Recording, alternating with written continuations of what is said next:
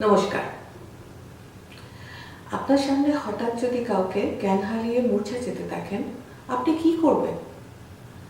Emergency call করতে তো জানেন, কিন্তু রোগীর ওপরে যদি কন্টিনিউয়াস চেস্ট কম্প্রেশন সিপিআর করা হয়, তাহলে রোগীর সুস্থ হয়ে ওঠার সম্ভাবনা দ্বিগুণেরও বেশি বেড়ে যায়।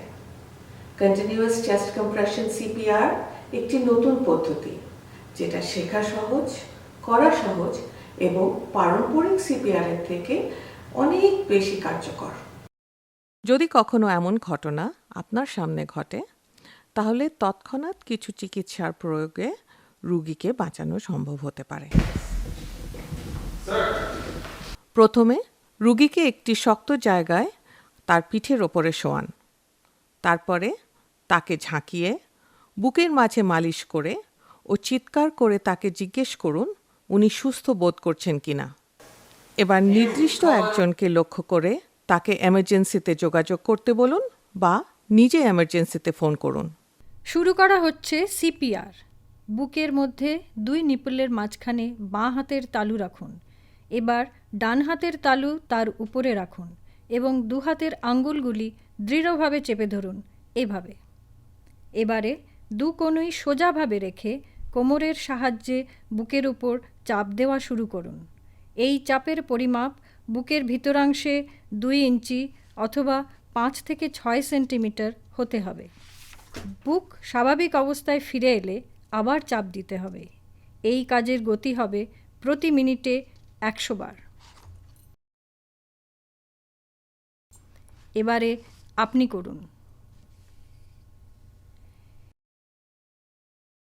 সহজভাবে এই কাজটি বজায় রাখার উপায় হলো জনপ্রিয় কোনো একটি গানের ছন্দ মনে রাখা। বলিও ননদি আর দুমুঠো চাল ফেলে দে হাড়িতে, ঠাকুর জামাই এলো বাড়িতে। ও ননদি। এভাবে সিপিআর করার উদ্দেশ্য হলো কোনোভাবে হার্ট বা হৃদযন্ত্রটি চালু করে শরীরের প্রতিটি অঙ্গ প্রত্যঙ্গে রক্ত চলাচল বজায় রাখা। রোগীর অবস্থা মুমূর্ষু হলেও এই পদ্ধতিটি চালু রাখা অবশ্য দরকার। পদ্ধতিটি খুবই কার্যকরী এবং ক্ষতির সম্ভাবনা খুবই অল্প। মনে রাখবেন, প্রতি মিনিট বিলম্বে বাঁচার আশা 10% কম হতে পারে। তাই দেরি না করে অবিলম্বে এই পদ্ধতিটি চালু করুন, যতক্ষণ না ডাক্তার চিকিৎসা শুরু করে।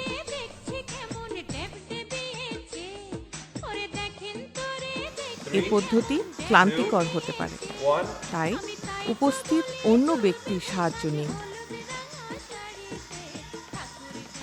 অতি অবশ্যই মনে রাখবেন, এই পদ্ধতি নবজাতক, ছোট্ট বাচ্চা এবং জলে ডুবে যাওয়া রোগীদের ওপর করা কখনোই উচিত নয়। কন্টিনিউয়াস চেস্ট কম্প্রেশন সিপিআর শিখে আপনিও একদিন কারো জীবন রক্ষী হতে পারেন।